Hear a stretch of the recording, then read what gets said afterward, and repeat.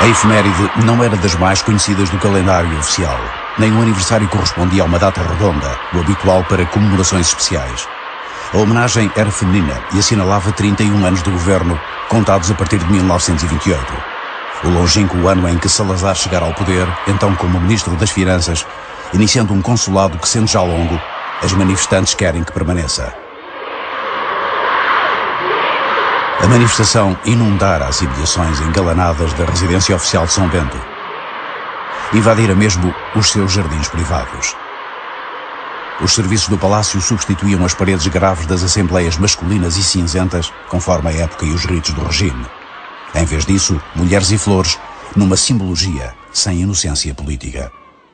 Deviam inverter-se as situações e havia de ser eu a ofertar-vos as mais lindas flores, não tanto como recordação desta hora, mas em reconhecimento de quanto se deve nesta cruzada nacional à mulher portuguesa. As mães, as esposas, as irmãs, as filhas dos portugueses. Salazar parece falar para mães, mulheres e irmãs de futuros soldados na cruzada pelo ultramar já iniciada há anos. Elas servem de apoio aos que são tentados a descrer e hesitam e se perturbam com dificuldades que vós não receais e nós estamos seguros de vencer. Salazar talvez mais seguro dos desafios que terá pela frente do que da vitória sobre eles. De facto, 3 décadas depois de instaurado, o Estado Novo começara a mostrar fissuras que se foram acentuando gradualmente e de que não mais recuperaria. As nuvens foram-se acumulando no horizonte do regime, quer no plano interno, quer no plano externo, com especial incidência no tema dos territórios ultramarinos. E a começar pelo chamado Estado da Índia, o quadro agravava-se em meados dos anos 50. Em Bandung, e após uma já longa luta contra o predomínio branco, consagra-se definitivamente a tendência que no pós-guerra visava o fim dos impérios coloniais. Liderados por Sukarno, Nehru e Nasser, os povos de cor da Ásia e da África revoltavam-se contra o poder do norte do mundo, exigindo liberdade e independência, respeito pelos direitos humanos consagrados na Carta das Nações Unidas. Contra estas aspirações, era difícil a Salazar descobrir grandes argumentos na anacrónica realidade das colónias, que ele, aliás, não quis conhecer diretamente. Nunca passará do aeroporto, onde apresenta cumprimentos aos presidentes, cujas visitas prefere patrocinar. Craveiro Lopes vai a Moçambique, pouco mais de um ano após a Conferência de Bandung. É presidente há 5 anos, desde 1951, quando, tentando iludir a pressão das Nações Unidas, Portugal passa a chamar províncias ultramarinas aos territórios que até aí designava por colónias. Esta palavra, tal como império, será excluída da linguagem oficial. Em Moçambique, o presidente falará de províncias e de ultramar. As novas palavras e algumas reformas não trazem mudanças que anulem as críticas ou beneficiem diretamente as populações. A ordem social continua a distinguir entre brancos e pretos, e estes entre os indígenas e assimilados, conforme a lei do indigenato. Foi um documento feito com a melhor das intenções, mas que depois, naturalmente, se transformou numa verdadeira barreira à integração das populações. O número de assimilados por 1960 era ridículo em relação à totalidade da população. Todo indivíduo que soubesse ler e escrever, fizesse exame de instrução primária e tivesse uma vida que fugisse ao comum dos usos e costumes nativos, passava a ser considerado um assimilado. Era assimilado a branco. Havia aquela situação de que os assimilados deviam estar na zona dos brancos. Então, a minha mãe, quando me acompanha, de Búzios para Beira, entramos no barco, a minha mãe estava na zona dos indígenas e eu estava na zona dos assimilados. Mas eu fiquei muito chocada. Era preciso saber falar bem o português, era preciso não falar as línguas nativas, como diziam, a língua dos pretos, que era a língua de cão. Na Guiné, na altura, havia dificuldades enormes. Havia até separação de classes sociais.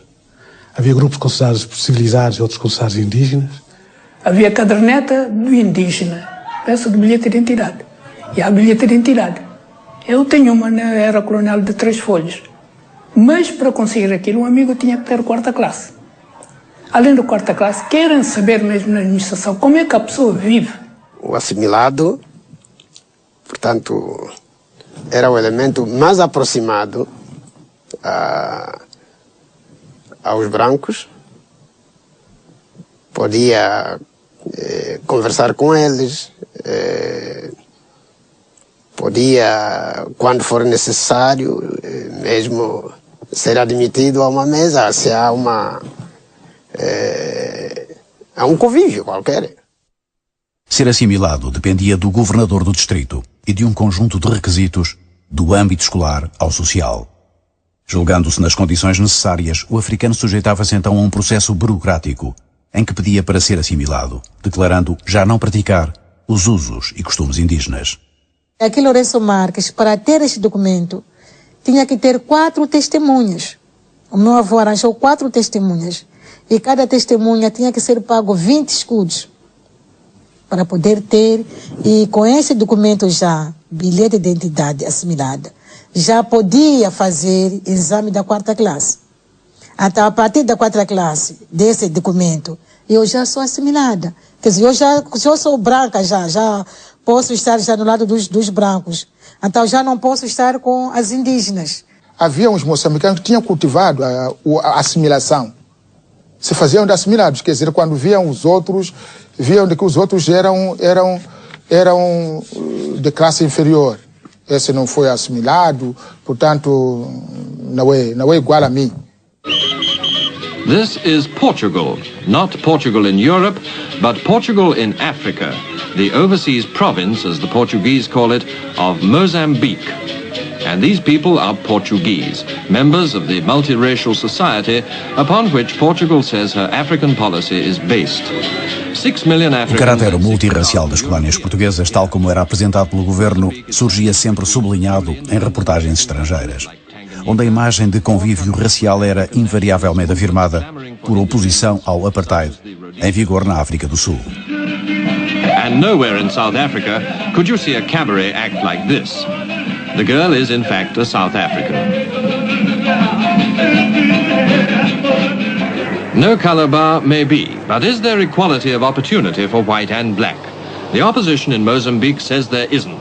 Éramos 2, era eu e uma portuguesa. Ela ganhava o dobro do meu salário, mas ela não tinha nem sequer a 4ª classe. Mas eu já estava no 2º ano do ciclo preparatório, né? Eu era mais habilitado, mas infelizmente ganhava menos. Uns eram chamados enfermeiros do quadro europeu e o outro eram enfermeiros do quadro indígena. Mesmo os mestiços que gozavam da nacionalidade portuguesa, da cidadania portuguesa. Passavam para o quadro indígena, onde ganhavam 1/3 ou 1/4 do que ganhava o enfermeiro do quadro europeu. De modo que eu pergunto, Sr. Brito, como é que eu, com mais instrução, ganho menos? Mas, qual é a sua dúvida? Você é preto. Eu disse, não, mas eu sou português, como é que então não está dito aqui de identidade, cidadão português, como é que é? Ele disse, não, isso está escrito, mas tu tens dúvida que és preto? Eu disse, não tenho dúvida, então pronto, é isso. Ela é branca, tem que ganhar mais. Havia separação.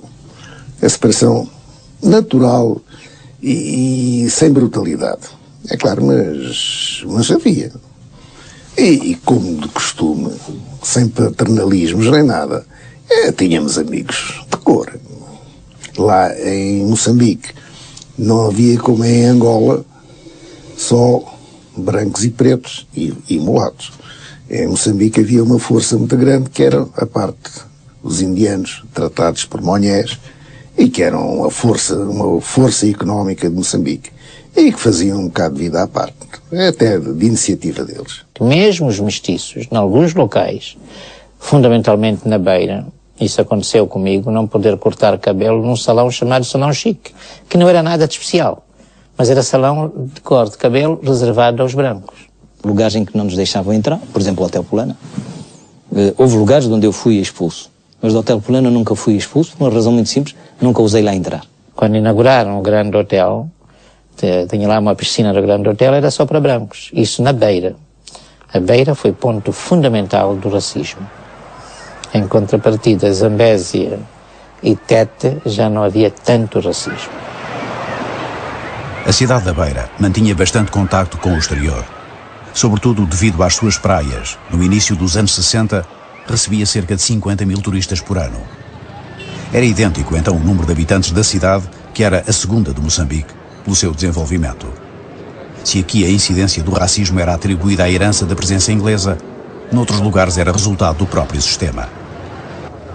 Se excluirmos imagens deliberadamente criadas para ilustrar a política multirracial, mesmo os assimilados, portadores, portanto, da cidadania portuguesa, raramente acediam aos meios frequentados por quem se movia nos círculos do poder, fosse político ou económico, e isto em qualquer dos territórios. Mais ou menos integrados na sociedade média branca dominante, mais ou menos aculturados aos hábitos europeus, os chamados civilizados eram muito poucos. Em Angola, no final de 1958, os assimilados eram menos de 60 mil para uma população superior a 4 milhões de pessoas. Em Moçambique e na Guiné, as percentagens eram ainda mais baixas. Fosse por incapacidade ou desinteresse na elevação pela escolaridade dos africanos, a orientação colonial permitiu apenas a formação de um pequeno número que recebeu a cidadania portuguesa e assim pôde ascender na escala social. Professores, enfermeiros, funcionários, profissões existentes sobretudo em áreas urbanas, a começar por Luanda, cuja organização refletia a arquitetura social vigente. Havia, quer dizer, um certo grau de separatismo, não tão evidente nem profundo como o da África do Sul, mas havia realmente zonas distintas aqui a nível da cidade. No centro, a vila onde havia a preponderância dos brancos, dos agricultores, dos fazendeiros, dos donos das lojas, onde muito a custo se integravam alguns mestiços. Na parte sul da vila, um bairro quase que exclusivamente de negros, absolutamente negros. É para baixo, em direção a Luanda, outro bairro, o Mussafo, que era essencialmente um bairro crioulo, onde 90% dos habitantes eram mestiços. Havia a Baixa, onde, por excelência, viviam os europeus. Havia a parte alta da cidade, onde europeus, mas também já alguns angolanos, mas a sua maioria assimilados, funcionários da função pública, e a maior parte dos africanos angolanos viviam precisamente nos Moceques, nas zonas periféricas aqui da cidade.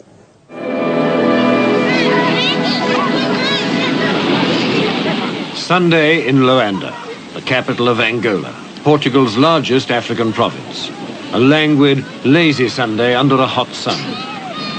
Since they first landed here, in 1482, the Portuguese have mixed freely with the Africans. These Sunday scenes, rare in Africa, represent the essence of Portuguese policy here, the development of a genuine multiracial society. Eu tive sempre a identidade de cidadã portuguesa. Nasci no bairro das Ingombotas, em plena cidade de Luanda, mas nós éramos os únicos negros naquele bairro. Eu nunca tive problemas lá. Mas cada vez que eu saía do bairro e andava a outros bairros, eu já era macaca.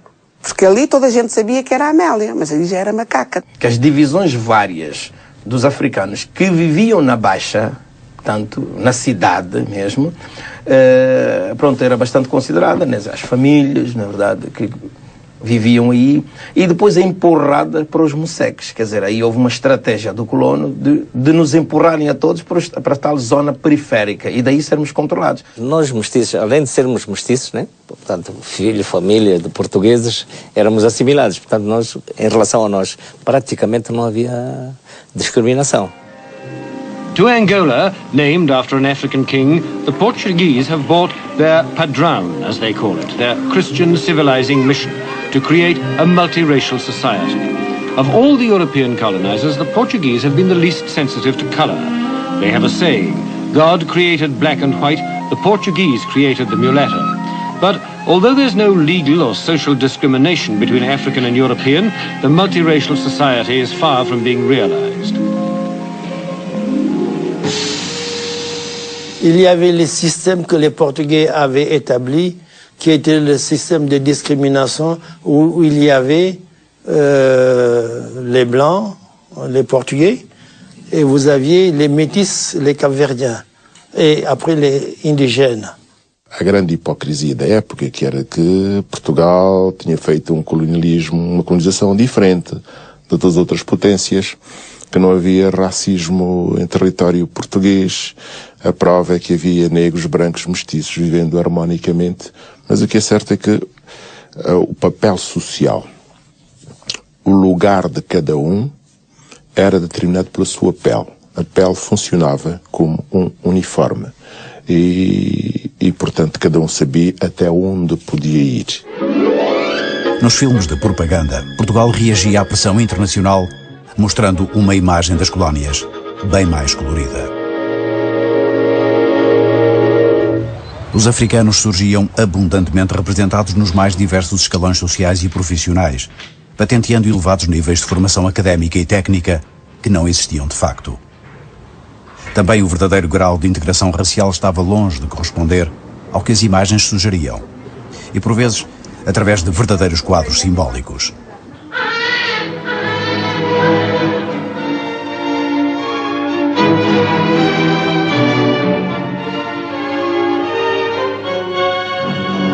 Porventura mais eficazes do que caricaturas sobre a igualdade racial eram alguns exemplos de integração cultural.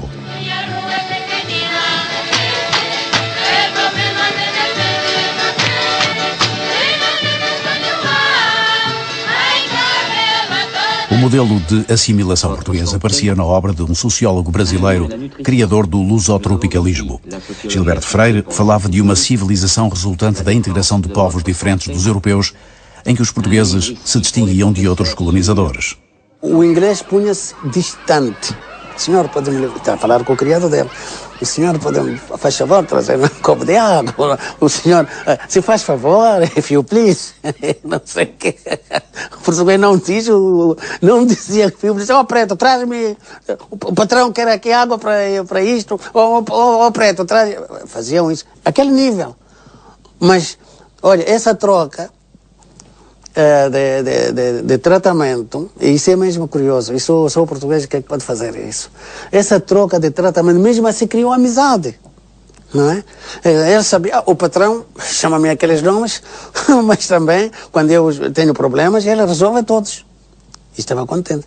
Os portugueses não eram racistas, como se verificava na África do Sul, não sei o quê, e também não tinham estranho, como faziam os ingleses, etc. Eram mesmo humanos. É claro que havia alguns, né, mas são poucos, mas o resto não. No tempo da luta dizíamos a relação entre cavalo e cavaleiro. Há homens que gostam do seu cavalo, gostam de andar a cavalo.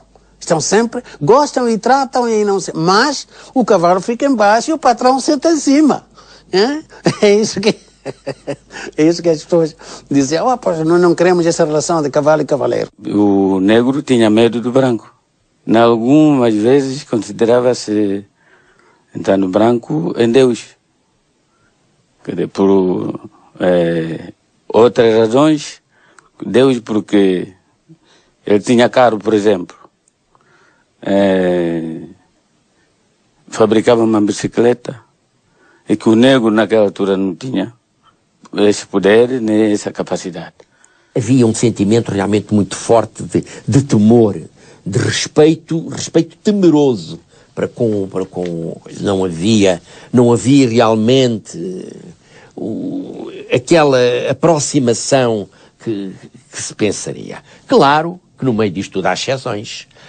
Havia aquelas famílias brancas que tratavam os seus criados negros, porque toda a gente não havia criadas brancas, nem criados brancos, era tudo. E tratavam-nos bem, com carinho, com amizade. Até havia brancos que mal sabiam escrever. Mas por ser branco, então tinha mais uma consideração muito superior a um negro, embora este negro tivesse preparação acadêmica. As senhoras Marias tornavam-se todas senhoras Donas Marias quando atravessavam o Equador. Era o que se dizia elas. Depois, quanto mais baixo era o extrato social, mais aquilo de ter 3, 4 criados, pessoas que toda a vida tinham servido, de repente viam-se armadas em patrões. O relacionamento que havia naquela altura era do patrão e do empregado.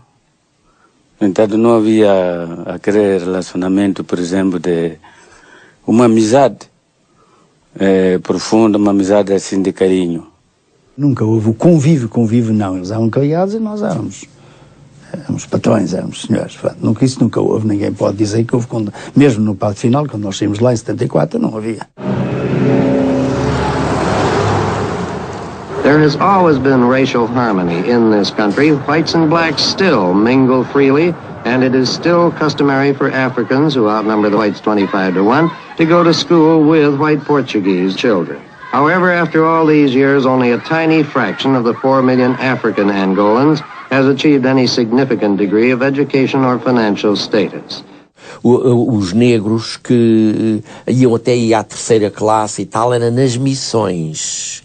Nas missões é que aprendiam a ler e tal. Nas escolas oficiais, as escolas primárias do Estado, não havia. Não havia escola para moçambicanos. No tempo colonial podia contar escolas, por exemplo, aqui no sul mais ou menos, mas no norte era muito difícil. A escola que havia no norte, nas missões, os padres, nas missões. Não se abriam escolas, não se criavam escolas, sem que houvesse uma população infantil branca que o justificasse. A escola era para os brancos. Os negros, em princípio, iam para as missões católicas, de preferência, e fora disso, para as missões protestantes. Criança e considerado indígena, o seu único acesso à escola era através da escola da igreja. Não podia frequentar as escolas oficiais, porque para ser a escola oficial tinha que ser civilizado, entre aspas, não é? E para ser civilizado era preciso ter a 4ª classe. Os indígenas só podiam frequentar escolas missionárias e os não indígenas, ou seja, cidadãos, poderiam frequentar, cidadãos ou estrangeiros, mas não indígenas, poderiam frequentar escolas oficiais. Excepcionalmente, podia ser admitido um ou outro indivíduo, vamos lá, filho de um pai que já tivesse sido, sem ser assimilado, já atingisse determinado nível. Mas os filhos dos assimilados, mesmo que fossem pretos, estes tinham direito a ir, porque estavam inscritos no registro civil. A vida social dividia-se em 2 partes, entre os indígenas que tinham caderneta indígena e os assimilados, ou coisa que tinham bilhete de identidade. A divisão começava no ensino, na educação diferenciada a partir da infância, e tendia a perpetuar 2 mundos. Por debaixo da imagem de harmonia racial, aparecia o atraso em que vivia a generalidade dos negros. Pobres e analfabetos não eram considerados cidadãos portugueses, pelo que não tinham quaisquer direitos. Os indígenas estavam fora não podiam ter advogado, só com uma autorização especial, que era muito complicado, e eles eram julgados nas regedorias e nos tribunais próprios, nas administrações. A vida dos indígenas dependia totalmente de patrões e autoridades, que os identificavam por cadernetas próprias. Qualquer trabalhador indígena que vem do Moçambique para a cidade branca, quando regressa, tem que levar um cartão. Esse cartão tem os 30 dias do mês e então, em cada dia, tem que levar a assinatura do patrão, a dizer que ele foi trabalhar. Se por qualquer motivo ele não tiver aquela assinatura, for apanhado na rua por um polícia, podia ficar preso dias consecutivos até, por exemplo, os patrões reclamarem. Eles andavam na rua até às 9 da noite, das 9 da noite em diante não podiam andar a não ser que tivessem um bilhete do patrão a dizer ele vai para casa a esta hora porque teve em serviço, porque senão podiam ser apanhados pelos chipais polícias, eram levados para a administração e depois iam para trabalhos forçados. Quantas vezes já esteve nessa situação de ser apanhado à noite, ou apanhava 24 palmatoadas, ou apanhava 60, ou apanhava, sei lá, 48, etc. Estava estabelecido que eles mandavam-se comprar uma caderneta e o patrão, a entidade, vamos lá, a entidade patronal, é com isso que havia que lhe dava uma caderneta, digamos assim, um estatuto. Os nomes das pessoas dos negros eram normalmente dados pelos patrões. O patrão admitia um empregado, ou um empregado para casa, e como é que te chamas? O gajo lá dizia um nome africano, não, agora vais-te chamar André, ou Joaquim, ou qualquer coisa no género, ou às vezes coisas esquisitas. O patrão, o comerciante, os brancos em geral, eram em si mesmos o poder. No entanto, em Angola e Moçambique, o relacionamento entre brancos e negros apresentava características próprias de cada uma das colonizações e também influências de países vizinhos, como, por exemplo, a África do Sul. O racismo houve até certo ponto em Moçambique. Foi-se desvanecendo pouco a pouco. Coisa. Agora, se o senhor me disser, mas, por exemplo, não era qualquer preto que entrava num café. É um facto. Entrava no café se fosse bem vestido, como aqui. Ainda nessa altura, 60, 61, era muito restrita, por exemplo, o frequentar os cinemas, o ir a restaurantes e mesmo ainda andar nos passeios ainda era um bocado pesado para os indígenas. Nos autocarros, por exemplo, de 40 lugares, os negros só podiam sentar-se no banco do fundo, que tinha só 5 lugares, um banco corrido, 5 lugares, só ia que os negros podiam sentar. O machibomba estava dividido em duas partes. O lado de indígenas, que pode entrar lá sem sapato, sem chinelo, não há problemas. É a zona de indígenas. Os 2/3 da frente eram os brancos, e se entrasse um negro e se afoitasse a ir para aqueles, o pica dizia logo, lá para o teu lugar. Eu assistia a tudo isto. Isto é um apartheid. Inclusivamente no cinema, nós quando íamos, havia uma separação, uma barreira que era geral, onde a escumalha ficava. Portanto, nas cadeiras, só quem tinha hipótese de estar eram, portanto, os endinheirados, né? Por exemplo, mulheres que não andassem de vestidos, se tentassem vestir panos, não podiam entrar nos autocarros da Câmara Municipal. Não se podia. Andava-se, por exemplo, aqui em Luanda foi notório. Algumas destas discriminações eram na época comuns a outros países, incluindo os Estados norte-americanos, onde os negros eram igualmente segregados nos autocarros públicos. E pareciam até suaves quando comparadas com a violência que frequentemente simbolizou o exercício da autoridade junto das populações africanas. Para português, macacos, não faz favor. Ana filha, puta, macaco, ele me boca. Para português, macaco. Olha, tá vendo esta que estamos a ver? E essa aqui não, essa é a promotora que fez isto. Olha o dedo. 350 promotórios. Se você não acabar esse 160 metros de comprimento, então logo você conta promotório. Você começa logo de manhã às 6 horas da katana, até 18 horas com a katana nas mãos. Talvez houvesse um castigo ou outro corporal. Não digo que não. É claro que oficialmente eu desconhecia todos esses assuntos, quer oficialmente, quer particularmente. Não. Nenhuma dessas autoridades falava comigo acerca disso. Eu não vi orientações escritas, né? Mas nós sabemos que na prática era o que vigorava. A autoridade administrativa fazia uso da parlamentar. Isso é dependente, muito importante, da sensibilidade de cada um, né? In village after village, they told us of beatings at the hands of the local police and by the Portuguese administrator, the chefe do posto. They showed us what the truncheon had done and the palmatoria, which seemed to them a symbol of Portuguese rule. Eu fui sempre avesse ao uso da palmatória, recorri o menos possível, mas havia aquelas questões que eu posso citar, quer dizer, a justiça de gado. A justiça de gado entre os balantas, enquanto o queixado não apanhasse dificilmente abria a boca para dizer: sim senhor, sou eu o ladrão. O indivíduo rouba um porco, leva uma advertência, daí uma temporada rouba o outro. E o administrador chamava e dizia: mas tu agora és gatuno. E dizia: pá, pega aí 6 palmatoadas em cada mão. Ficava o castigo dado. Eu nunca mandei dar palmatoadas. E havia colegas meus que se serviam da palmatória. Eu, como disse, o meu castigo era 2 bafetadas e 2 pontapés no rabo, diziam, e estava tudo certo. Não podia mandar pegar uma folha de papel de 25 linhas, lavrar um auto de notícia, despachar, etc., porque não tinha funcionários para fazer isto. Nem para uma centésima parte dos casos tinha de julgar.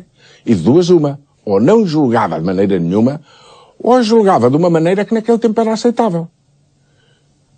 Os pais, naquele tempo, batiam nos filhos. Em geral, os portugueses evitavam dar palmatória aos régulos. Mas havia casos que davam e davam bem mesmo. Não é? Para um régulo não podia ser humilhado desta forma. Mas havia casos que alguns administradores lá davam palmatória ao régulo. Isso era extremamente grave. De acordo com a legislação, administradores e chefes de posto, servidos por polícias, os cipaios, eram a base da autoridade e da justiça. Muitos deles consagraram os castigos corporais que não existiam na lei.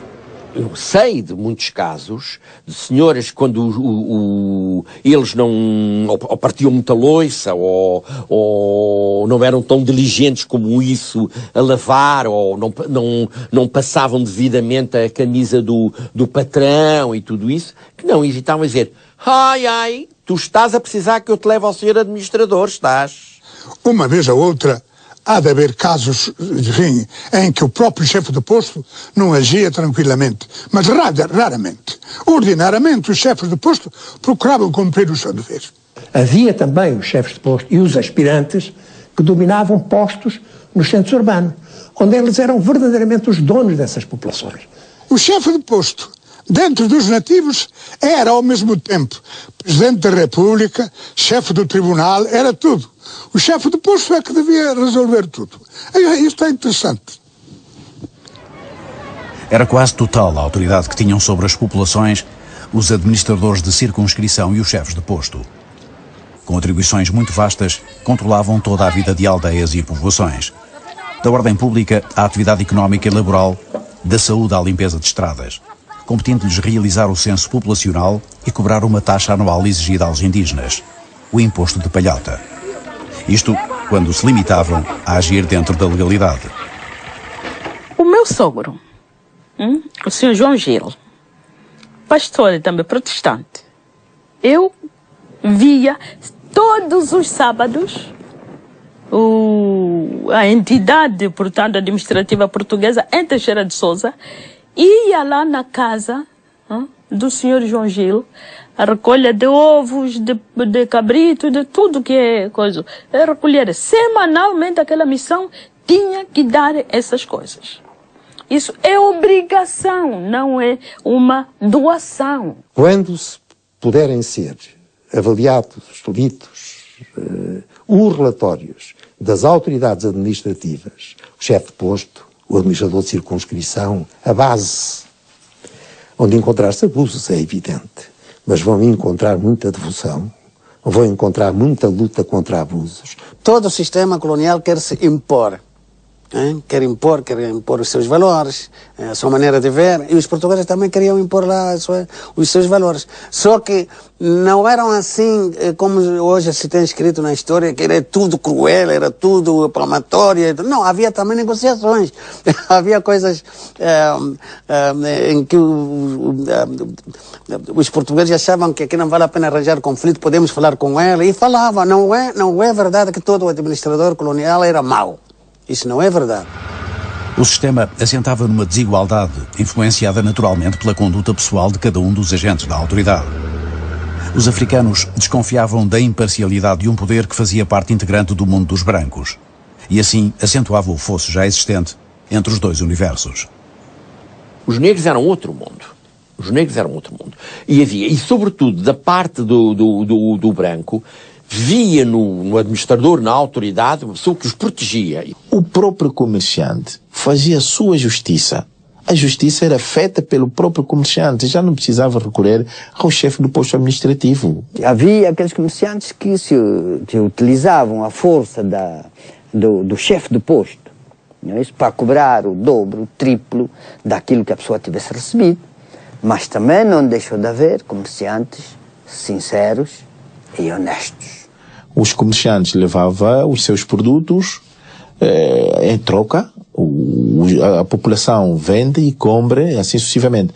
Mas enquanto está a decorrer o mercado, se você deve na loja do senhor fulano, em pleno mercado os comerciantes estão a bater pessoas.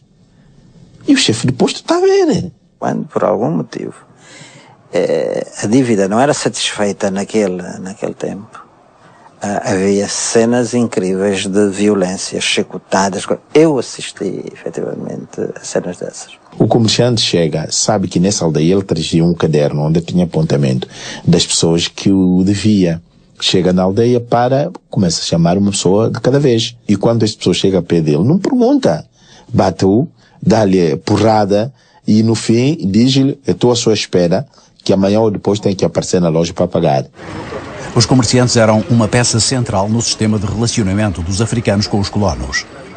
Nas povoações ou no mato, os cantineiros comercializavam todo o tipo de produtos, desde alimentos a vestuário. Vendiam as mercadorias ou trocavam-nas por géneros produzidos pelas populações, segundo sistemas de crédito que eles próprios definiam. Os comerciantes tinham a mania de pagar com papel. Um vale. Eles iam lá entregar as suas mercadorias e eles, se a senhora não, toma lá um vale, depois vens quando vieres cá comprar, tu recebes, a gente desconta no vale. E também havia comerciantes portugueses ladrões, mas também havia comerciantes portugueses muito honestos e que foram muito estimados por essas populações africanas, em Angola. Ouvi falar de muitos casos em que as pessoas abusavam, e abusavam bastante, porque também eu penso que o sistema que existia na altura também lhes permitia. Levavam, por exemplo, emprestavam uns miscos e cobravam às vezes a dobrar. E se não encontrasse um chefe de posto que atuasse como devia ser e tal, e eles abusavam. Sem estatuto de cidadania que lhes conferisse direitos, os negros dependiam dos escrúpulos da autoridade portuguesa, fosse política, económica ou policial. Nas estradas, nas fazendas, nos caminhos de ferro, o trabalho forçado era, nos anos 50, uma prática comum. Embora formalmente proibida, tornou-se uma característica emblemática da colonização, quer sob a forma de contrato ou imposição administrativa, quer como medida correcional ou disciplinar. Castigos normais eram a base de porrada. Tudo é a base de porrada. Você levou porrada, fica uma semana de castigo na povoação, capinar ou à volta de secretaria, onde a residência do chefe do posto administrativo, ou então no campo da aviação. Os indivíduos que não cumprissem eram detidos, é uma maneira de dizer, iam prestar trabalho gratuito para o Estado. Ia para o contrato oficial ou ia para o serviço das limpezas das estradas e para isso tudo. Ainda fui apanhar presos que andavam com as pedras, com as pernas com guilhotinas e com bolas, andavam lá para a limpeza da cidade, para trabalhos de capinagem, no campo de aviação, que já havia um campo de aviação em Tete. Eu ainda vi gente agora se mais com galhetas nos pés a trabalhar. Ainda vi. Ao longo dos anos 50 todos, muitos e muitos pretos, de corrente aos pés, a arranjarem os canteiros, a mondarem, era um trabalho forçado que se chamavam os chibalos, eram os que trabalhavam à força. Os nomes podiam variar, mas o sistema era o mesmo. Desde os centros urbanos mais desenvolvidos como Luanda ou Lourenço Marques, até aos confins mais remotos e com pouca presença portuguesa, como Uniassa, em Moçambique, ou o leste de Angola. Que fazia a estrada, fazia as pontes, fazia aqui, não ganhava nada. Há vezes que o sopa pede para as pessoas irem lá no trabalho. Se eles vão, assim, não amar a pessoa, mas se alguém te dá, eles tirarem. Aquilo é chocotar, hoje vai amarrado. Os meus pais comentavam de sofrimento, porque na zona onde nós vivíamos recrutava-se tanta gente para trabalho forçado nas zonas do chá, na Alta Zambésia, e recrutava-se também mão de obra para a zona baixa, portanto, ao longo do rio Zambésia, para trabalho da cana-sacarina, produção da cana-sacarina para fábricas de açúcar, produção de açúcar. Então, este comentário era forte, porque as pessoas iam para lá, ficavam 6 meses e voltavam e quase que não recebiam nada. A maioria dos meus irmãos trabalhavam nas estradas, à força. Havia equipas desse pai que vinham recrutar gente para irem fazer estradas. Então, essa atitude criava o ódio. Depois de visitar Angola no final da década de 40, Henrique Galvão, então inspetor das colónias, apresenta um relatório numa sessão secreta da Assembleia Nacional, onde afirmava que só os mortos estavam isentos de trabalho forçado.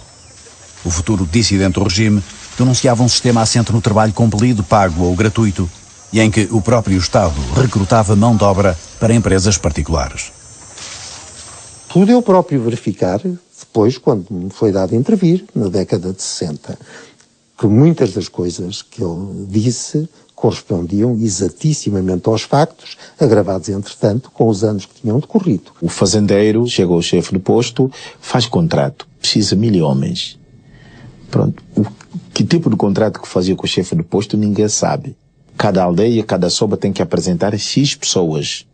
E o soba vai na aldeia, ali o soba nomeia. O soba aí já não tinha outra alternativa, é só chegar o fulano e fulano e fulano e fulano vão se apresentar no dia tal na povoação, para ir no contrato. 12 meses, 1 ano. Ao fim do ano recebiam o seu ordenado e tinham então, durante os meses que trabalhavam, tinham o seu sustento, tinham farda, roupa para vestir na fazenda, alimentação. Era alimento mesmo selecionado só para aquelas pessoas. Era condições subhumanas, que eu posso dizer isso. My name is Miguel Nunes. I worked at Ouija and from Ouija to Kutaisi, working from 6 in the morning until 6:30 at night as a contract laborer. Not only men are forced to work, they force even the young children to work on coffee plantations, sorting, and there is no chance to go to school. They are given 2 fish a week, 2 cups of flour, 1 cup of rice, 2 spoonfuls of sugar, and 1 spoonful of coffee. They sleep on the ground without a mattress. O contrato existia em Angola e Moçambique, organizado entre sobas, chefes de posto e funcionários, autorizados pelo Estado a recrutar trabalhadores, os angariadores, de quem se dizia que compravam brancos para vender pretos. Ele fazia a sua propaganda porque ele ia, prometia mundos e fundos e tal, e às vezes não cumpria. Não cumpria. E outra vez o angariador ia a contar com o chefe de posto as ajudas do chefe de posto, e se não encontrasse ficava logo aborrecido e tal, assim como aconteceu muitas vezes comigo. Mas havia chefes que ajudavam, havia outros até, um assunto que eu não quero aprofundar demasiadamente. Que as pessoas eram angariadas obrigatoriamente, praticamente obrigatoriamente, não tinham recurso. Os administrativos também estavam, ligados à máquina económica, com suborno ou sem suborno, a certo nível, eles facilitavam mesmo esse contrato, que é um engajamento, não é? Mandavam os seus cipais, vai àquela sala buscar 3 homens, 4 homens, 5 homens, e o cipai vai à sala buscar 4 homens, 5 homens, depois entrega ao angariador, o angariador carrega-os e leva-os para a fazenda, pelos quais recebe certo valor. Os Quanhamas, essas populações do Sul, fazia parte da sua tradição familiar ter alguns anos de trabalho nessas fazendas. Quer dizer que, e não recuso que tenha havido algum excesso, mas a maior parte dos contratados eram voluntários. No fundo não era um verdadeiro contrato. Não havia a liberdade contratual. O vencimento todo com o imposto eram 400 escudos. Mas quando desconta o imposto, ali às vezes restava 90 escudos em dinheiro. 100 nunca chegava, era difícil. Os próprios indivíduos que tinham, digamos, as roças de café para onde eles iam trabalhar, muitas vezes tinham comércio. E nesse comércio iam procurando dar-lhes crédito.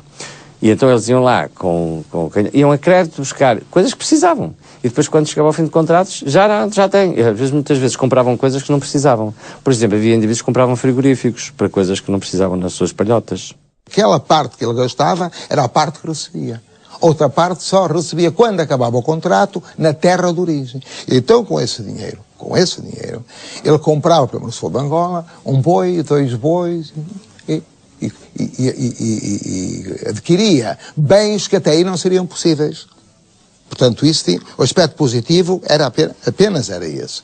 Uma das formas de contrato é que X eles recebiam enquanto estivessem lá a trabalhar.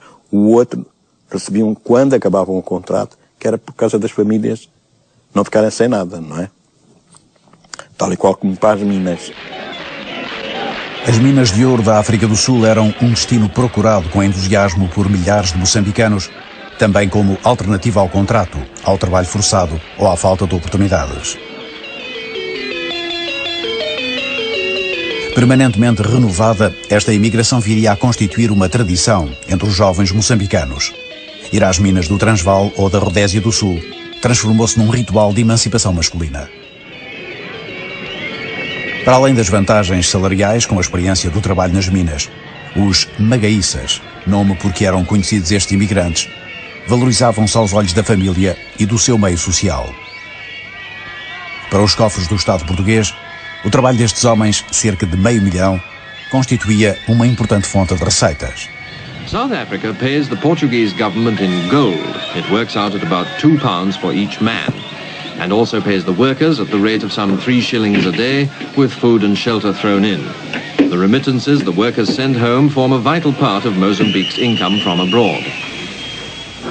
De vez em quando, era transportado de Moçambique para a metrópole, a bordo de um barco, acompanhado por um funcionário administrativo, para o ouro recebido dar entrada nos cofres do Banco Nacional Ultramarino.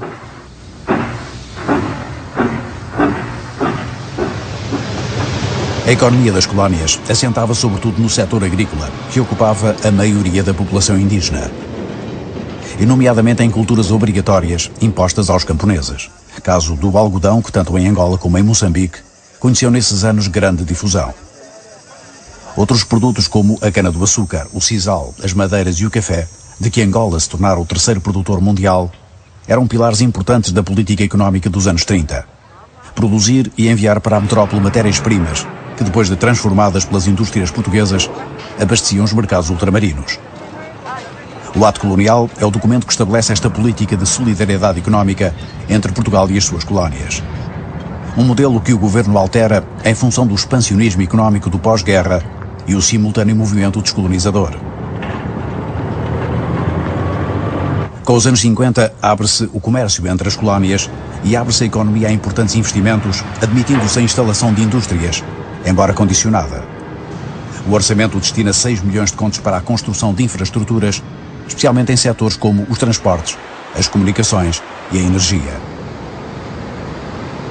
Durante a década, as exportações angolanas aumentam mais de 50% e as moçambicanas quase duplicam. Procurando construir e modernizar, o governo tenta defender-se da hostilidade internacional à sua política colonial. Desse esforço faz parte um plano de povoamento que incentiva os portugueses à imigração para a África. O Estado cria agora serviços próprios e condições especiais para estimular a fixação de portugueses em Angola e Moçambique, após décadas de exigência de carta de chamada, o documento indispensável a quem pretendesse emigrar para o ultramar. Com especiais cuidados sanitários e algumas instruções básicas sobre um mundo que desconhecem inteiramente, preparam-se candidatos a um povoamento branco, supostamente capaz de equilibrar em número os negros mais instruídos, e ao mesmo tempo fornecer pessoal para as empresas que entretanto se criavam. Muitos dos novos colonos vão integrar-se nos setores de comércio e serviços, sobretudo nos centros urbanos, que registram então um grande surto de crescimento. Capitais como Lourenço Marques, em Moçambique, ou Luanda, em Angola, entre várias outras cidades, exibem uma modernidade, um desenvolvimento e mesmo um cosmopolitismo que se destacam na paisagem do continente africano. E, naturalmente, na imagem que Portugal exporta.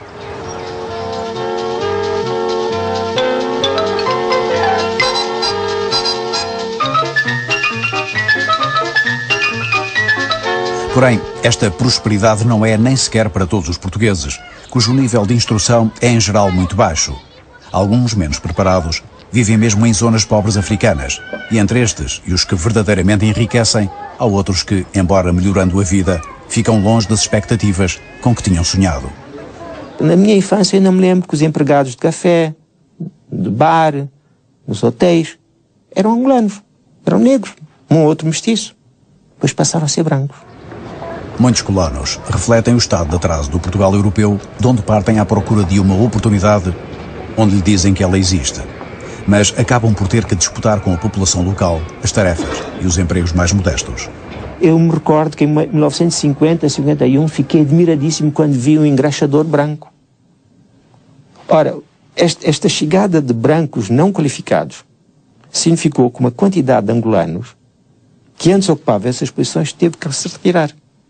Lembro perfeitamente da saída de Mirandela com os meus pais e mais 7 irmãos. Eu vinha no comboio a tocar a pandeireta. Os meus pais vinham a chorar.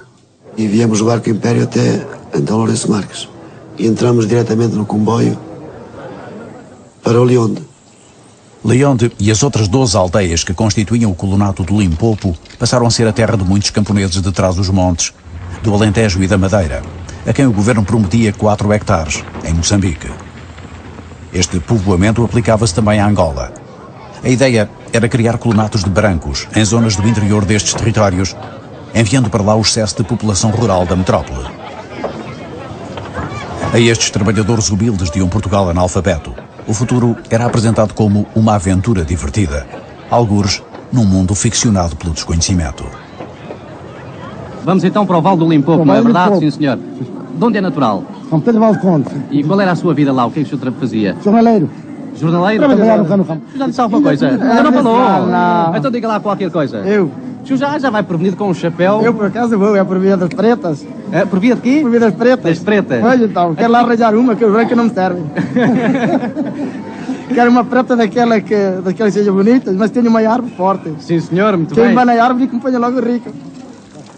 Os imigrantes esperam encontrar a fortuna no Vale do Limpopo, o mais importante colonato criado em Moçambique, a algumas dezenas de quilómetros de Lourenço Marques.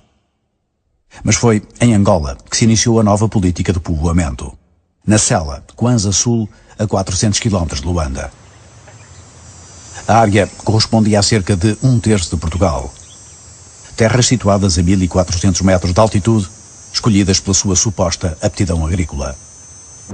Das 40 aldeias que constavam do projeto inicial, o colonato da Sela assentou em 15, cuja construção começou em 1951.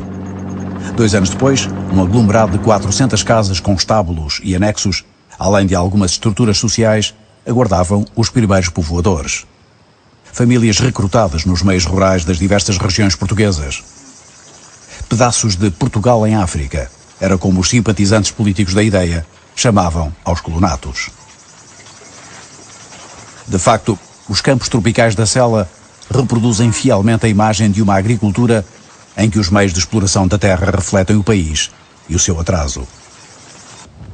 Enquanto as aldeias são levantadas à semelhança do modelo português na arquitetura e na organização do espaço. A marca política, presente em cada praça, culmina na Sela com uma réplica, construída por operários canteiros e dos Expressamente da Beira. A Igreja de Santa Comba em Sela será uma contínua recordação da Igreja de Santa Comba da metrópole. O Estado paga as viagens aos novos colonos. E além de terreno, atribui-lhes casa, subsídios, instalações e equipamento agrícola e cabeças de gado. O colono pagará parte destes benefícios, nomeadamente com 1/6 das colheitas. Não era possível que naqueles territórios as pessoas pudessem viver com os poucos hectares de regadio e os poucos hectares de sequeiro que eram atribuídas a cada uma, como que tentando reproduzir a vida rural e pacífica da nossa interioridade. As virtudes desta colonização depressa se revelariam ilusórias. Endividamento dos colonos e descontentamento dos africanos, afastados das terras para dar lugar aos brancos. Eles próprios me disseram lá isso quando eu fui visitar a cela. E de facto havia uma verba para indemnização aos deslocados dos terrenos em que foram da cela. E nem isso lhe tinha sido pago. 10 anos depois, a ideia dos colonatos saldava-se por um fracasso político e uma ruína para as finanças do Estado. Então, no projeto da cela, as explorações familiares iniciais foram substituídas por fazendas bastante maiores, da ordem dos 100 hectares, e entregues a empresários mais preparados. Meios mecanizados tomaram o lugar da tração animal, o sequeiro foi abandonado e foi autorizada a contratação de trabalhadores africanos, que antes era proibida. Do desenvolvimento trazido pela industrialização e pelo comércio de alguns produtos, nasceu uma nova vila. Ficava a identificação política de sempre, mas ruía a concepção inicial que esperava colonizar pela projeção nos trópicos do Portugal deixado na Europa, com os seus nomes, costumes e tradições.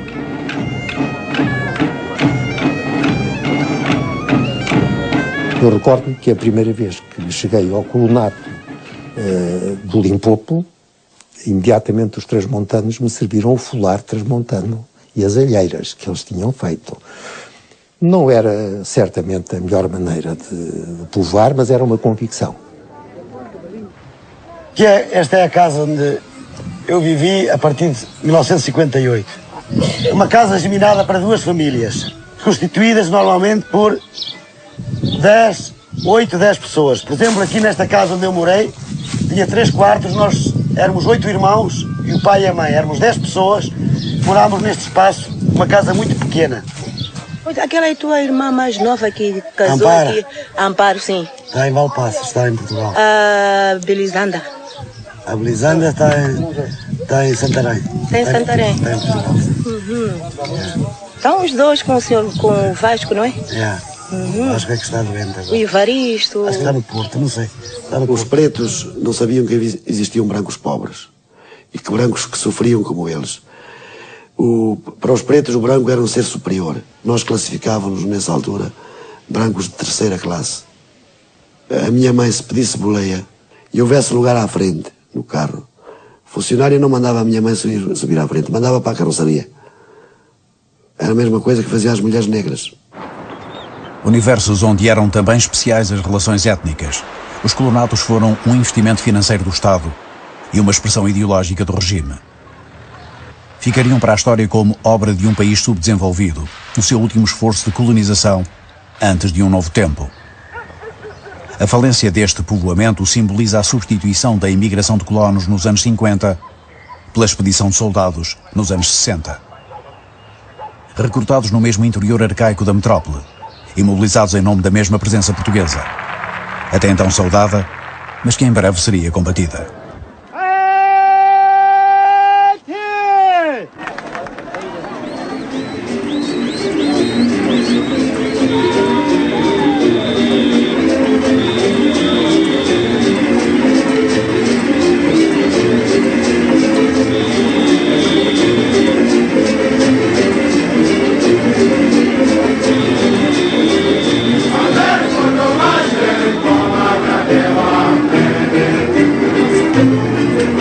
Amém.